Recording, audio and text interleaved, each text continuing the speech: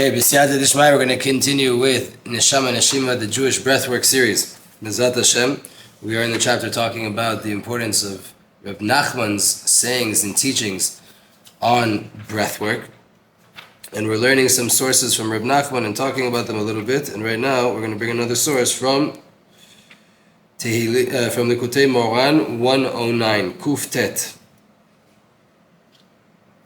Migodel Ma'alat Yikrat HaAnacha DeKdusha talks about the importance and what a degree you can get to by way of a holy sigh, a holy groan, because it's explained there, when a person sighs because of his sins, because of his lacks, because of the things he's struggling with,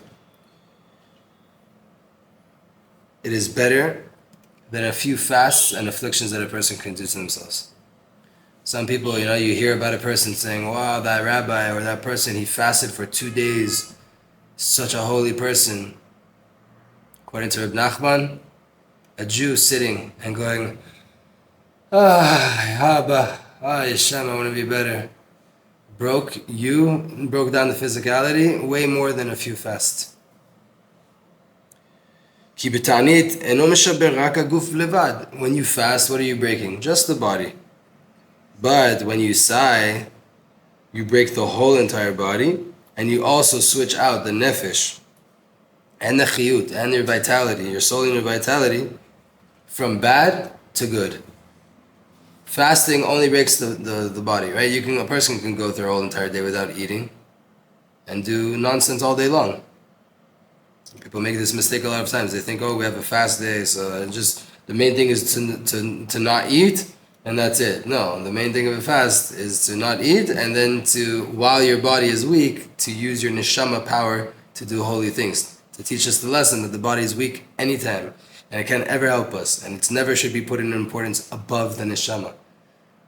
That's the whole point of the fast. To use the fast in order to open and amplify the soul's power and clarity, that it's the soul that keeps me alive, and it's Hashem that keeps me alive. When you fast, you're only affecting the body. When you sigh, not only are you breaking the body, like we learned, a sigh can break the whole entire body, it also switches out the negative energy that you have inside of you for a good energy. Because the breath of a person is a rope that connects the neshama to its root, to its source. Your breath is the rope attaching your neshama back to its source in heaven. Letov, or le'efech. For good things, or for bad things, you can attach that rope to, God forbid, things that it shouldn't be attached to. When you sigh, that's the aspect of tosef rucham igvaun. If you add more spirit, and they'll die. It's a pasuk from the Torah, from the Tanakh. Then, when you add that breath, right, you add in ruach, and you let it out, that sigh, so to say, kills off all of the negativity that's inside of you, and you get detached from where you were connected to in the beginning, and you reattach yourself, that rope, which is your breath, you reattach it to a place that you do want to be connected to. And it can go either way, God forbid. Right? A person could be connected to holy things, and they want to take a sigh and a breather from all of that and connect themselves to something else. A person could be connected to something else and want to restart and renew themselves and come into purity and to come into clarity. And for that, you need to take a nice big inhale, add ruach, igvun, and then kill it off. Detach, let that sigh out, to detach the rope from the bad place and reconnect it to the good place. Rebbe Nachman continues and says, from all of the previous teachings that we've had, and obviously if you didn't see the previous class in the series where we introduced Rebbe Nachman and his teachings on breathwork, from all of this we see how much of an importance Rebbe Nachman puts on sighing, on breathing in general, but in sighing specifically. So then, if Rebbe Nachman talks about this all the time, doesn't it make sense that we should be practicing how to do it? We have to practice our Hebrew, we have to practice our prayers, we have to learn halacha so that we can keep them, and we have to, all the things that we learn, especially different skills in Torah, we have to practice them in order to really acquire them. If Rebbe Nachman, who a lot of us consider as our main guide in spirituality, we live off of his teachings. If he talks about breathing all the time, shouldn't we be practicing our breathing? Like we practice our Itbodedut. Sometimes you go to Itbodedut, you don't have what to say. It's not because you have what to say. It's because the practice of showing up every day is the real connection to Hashem. It's not necessarily always about what I have to say. Same thing with learning Torah. It's not always necessary that you're going to understand what you're learning, but you do have to show up. Prayer as well. It's not always maybe going to be there for you, the connection, but you have to show up. Same thing. If our Rebbe is talking all the time about the importance of breathing, we have to practice. We have to invest in it. We have to do it clearly, and we have to prepare our throat and our lungs to be like instruments that are fine-tuned, that are ready, that when I need them, they're ready to play a song, they're ready to go into action, they're ready to calm me down, to detach me from negative things and to put me connected to good things. But if they're rusty, and if I never really use them, or I just use them on autopilot, so then when I need them for spiritual things, they're not going to be there. They're not used to doing that. They haven't been practicing.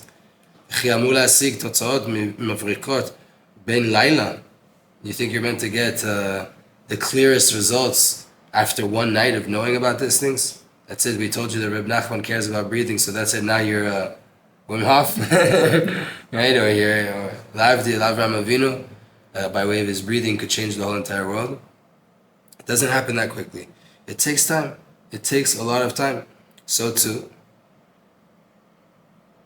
you have to, so to say, have on you another weapon, another tool, and that's called patience.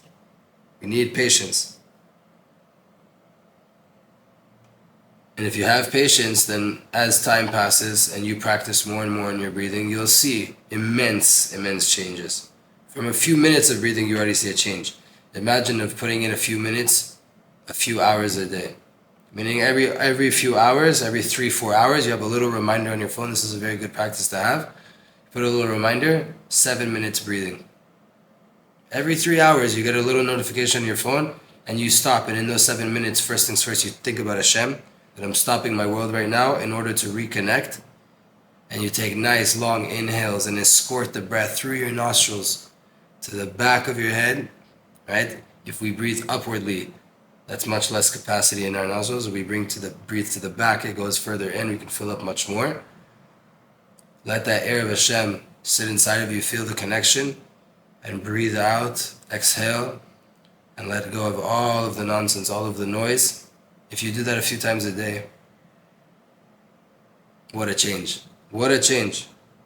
A person that's a little bit of weak in this, or he, gets a short temper, can be an angry person, can get angered. So then there's a very, very good piece of advice. עוד הנחה, עוד הנחה, ועוד הרבה הנחות. Another sigh, and many, many more sighs. If you know you're a person with a short fuse, you know you're a person that's struggling with lengthening your breath, meaning struggling with your patience and your tolerance, it needs to be a sound that you hear throughout your day. Be careful not to disrespect people by way of that, right? Because we can do this sometimes with a rolling of our eyes in front of other people. It's not about that. This is between you and God. This is because I'm not good enough to tolerate what's in front of me. I haven't worked on my midot enough to be a mensch and to be a good person in front of the test that I'm being faced with, in front of the people that are bothering me or that I need to help, and I don't have the energy to help them. It's me that's wrong. Therefore, I'm going to sigh on my own lacks and my own sins. God forbid to make it a sigh that pushes another person into feeling bad about themselves because you rolled your eyes and sighed when they asked you for something or when you were helping them. מובן מאליו שענייני אישות וזוגיות קשורים קשר הדוק לנשימות. We have to say also that relationships, whether it's between man and woman, between father and son, women and parents and children, siblings, any kind of relationship obviously is very, very connected to our breathing. For example, we have an idea called Ittabkut Rucha Berucha. Dveikut, attachment, cleaving, soul to soul, spirit to spirit, breath to breath. It's the idea that's talked about in Kabbalah.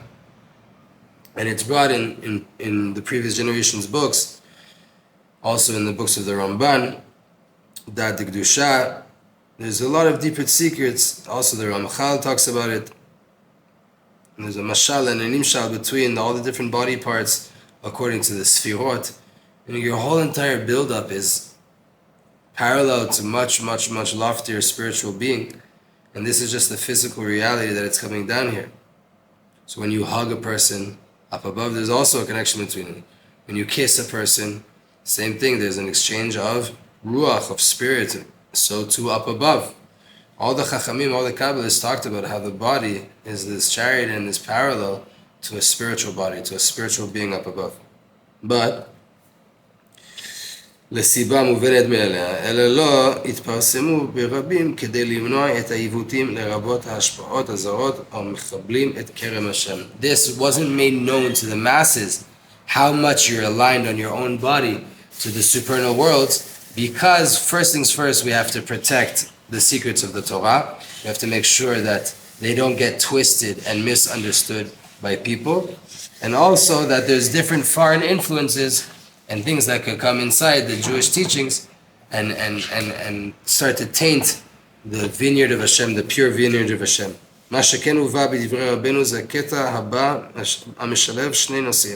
What did come in? Again, we're talking about the relationships and the secret of breath between relationships, right? Which obviously the most intense relationship that we have in this physical world is between a man and a woman.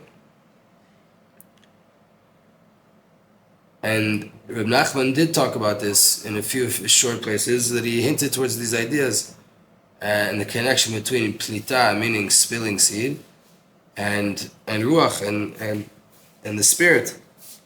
But since it's so deep, we don't have explanations on the depths of what Rebbe Nachman was really talking about. And whoever wants to look deeper, you can go into Biur Likutim. Biur Likutim was a book that was written that explains a lot of the depths of Rebbe Nachman's teachings, and also provides people that want to learn books in Ruach HaKodesh, specifically Likutei Moharan, with 18 principles of how to get into a book. For example, there some of the principles are, if you're learning Torah Samech, so your answer for Torah for questions that come up in Torah Samech are only in Torah Samech. Specifically, don't go bring from there, don't tell me what the Arizal says, don't tell me what the Gemara says, don't tell me what another Parsha says. It's all Torah, it's all true. When you're learning a book of Ruach HaKodesh, all the answers are in the idea that the Rebbe is talking about. So Rebbe Nachman was in a Torah called Torah Samech. All your questions are and answers related to that Torah can be found inside that Torah. It's one example for them. So there, it's all being brought down from essentially Likutei Moharan Samech, Torah Samech. And we're going to touch on a little bit of what it says there.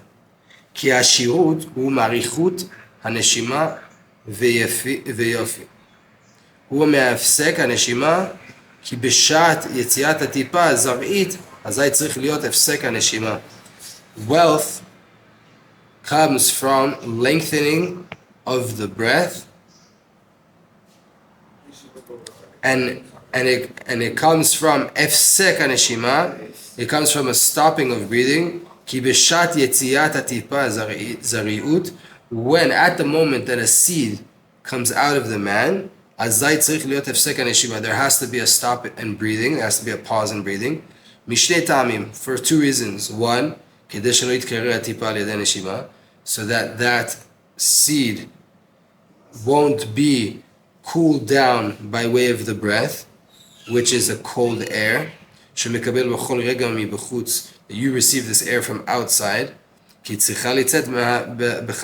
that seed needs to come out in warmth, it needs to come out with heat, so that it should be fit to fertilize and to cause birth. And the second one is, since you're busy with you need this power to push the seed out, of the man, then you have to stop breathing. Breathing is in and out. And if you want to get a seed out, so then you need to stop that motion of the breathing in order to focus on pushing from a different place.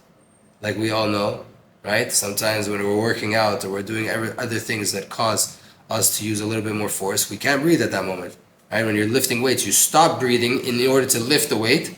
You're meant to breathe, right? But the flow of your breathing stops as you're lifting, And then you can exhale maybe when you're bringing it down, but you need that force. And if you're breathing, you're not able to have full strength.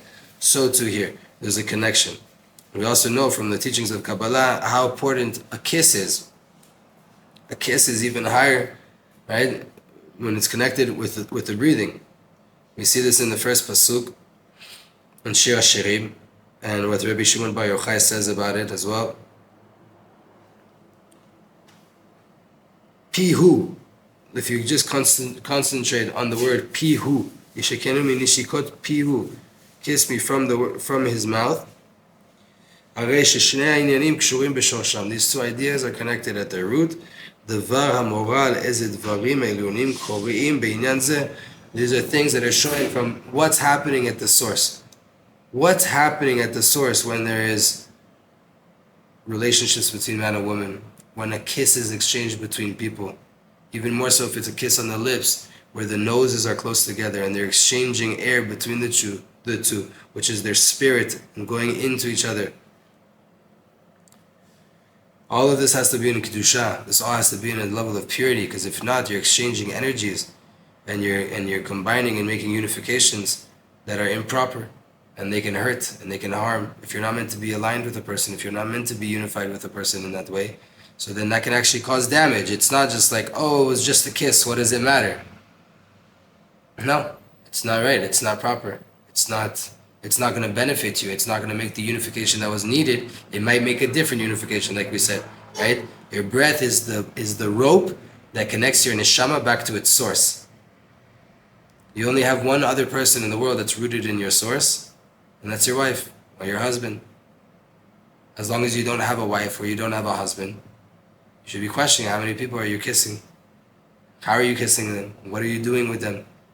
Because we always want to be connected to source, and we want to be always in a state of purity, and that all depends on our breath and how we use it. Shavuot is also, we're going to stop here, because after that we're going to start to get into the holidays and talk about different things. B'ezrat Hashem, that is our learning for now. Neshama Neshima, and B'ezrat Hashem, we'll continue to learn on this more and more and more, because it is that important.